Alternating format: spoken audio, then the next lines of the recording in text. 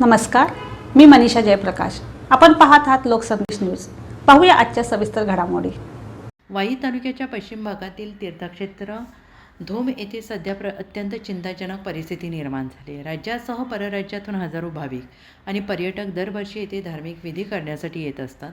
धौम्य ऋषींची समाधी, प्राचीन दगडी कोरीव मंदिरे, पवित्र कृष्णा प्रवाहामुळे या ठिकाणाला विशेष धार्मिक ऐतिहासिक महत्त्व प्राप्त झाले आहे.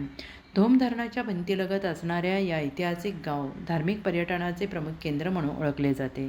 धुतपाप तीर्थक्षेत्र धोम अशी ख्याती असलेल्या या गावात नरसिंह मंदिर, शिवशंकर मंदिर, नवनाथ मंदिर, दत्तगुरू मंदिर आदी पुराणकालीन वास्तू आजही उभ्या आहेत.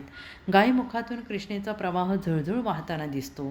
मात्र सध्या त्या पवित्र डोहावर जलपर्णीने अक्षरशः कब्जा केला आहे.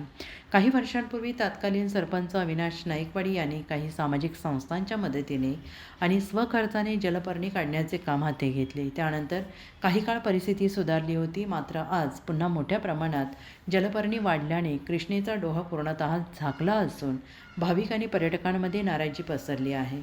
सातारा जिल्ह्याला पर्यटन मंत्रिपद लाभलेले असतानाही अशा ऐतिहासिक आणि धार्मिक स्थळाकडे प्रशासनाचे दुर्लक्ष होत असल्याची भावना ग्रामस्थ व्यक्त करत आहेत. पालकमंत्री तथा पर्यटन मंत्री शंभूराज देसाई यांनी प्रत्यक्ष लक्ष घालून तातडीने जलपर्णी निर्मूलन, घाटांचे सुशोभीकरण, मंदिर परिसर विकास आणि मूलभूत सुविधांची उभारणी करावी अशी जोरदार मागणी होते आहे. पश्चिम भागात अनेक धार्मिक आणि ऐतिहासिक मंदिरे असूनही पर्यटनाच्या दृष्टीने अनपेक्षित विकास झालेला नाही. योग्य नियोजन, स्वच्छता मोहीम, बोटिंग व्यवस्था, मार्गदर्शक फलक, पार्किंग सुविधा आणि प्रकाश योजना केल्यास धोम हे राज्यातील प्रमुख पर्यटन केंद्र ठरू शकते असा विश्वास स्थानिकांकडून व्यक्त केला जातो आहे.